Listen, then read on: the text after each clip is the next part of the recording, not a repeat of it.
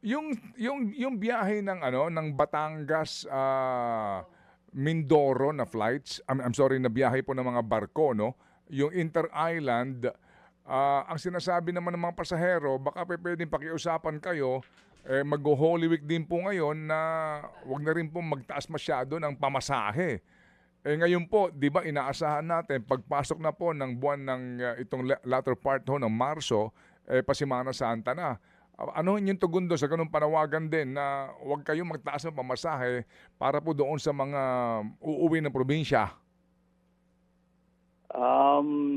Actually, hindi kami makapag-commit niyan, sir, no? Because as earlier mentioned, Mm-mm. we are even expecting another big-time fuel increase tomorrow, no? Every Tuesday kasi yan, nagbabago, no? In fact, yung mga fuel suppliers, so hindi nga sila nagko-commit ang long-term or I would say 1 week pricing because even when they quote a price now, parang gusto nila 20 minutes pwede sila magbabago eh. Pag hindi mo kinumit yan, in 20 minutes they can change. Ganun. No? Yes. So kumbaga para kayo mahirap mag-commit. Para may bidding. Ganun. Parang ganun ho. Oo. Kasi inaantaas din nila yung supply. Apprehension din nila is yung supply ng inventory.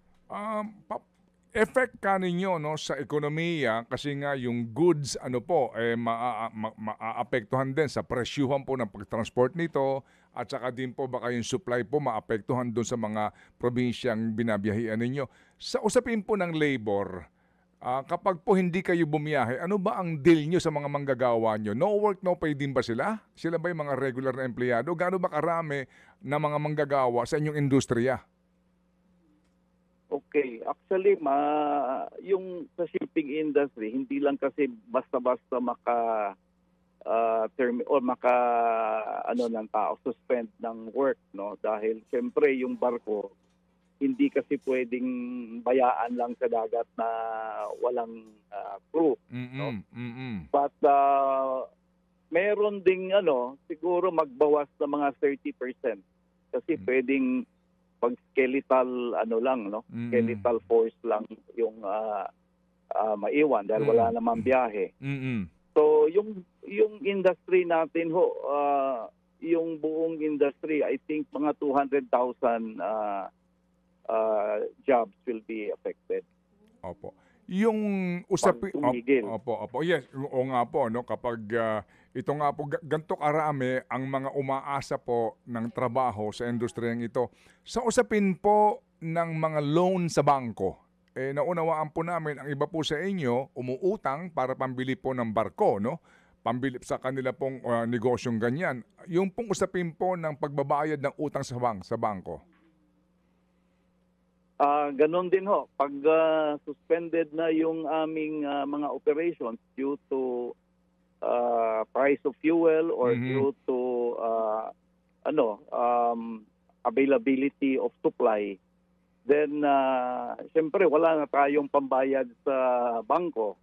Hihingi na kami ng suspension of payment until such time na mabalik sa operation yung ating mga barko.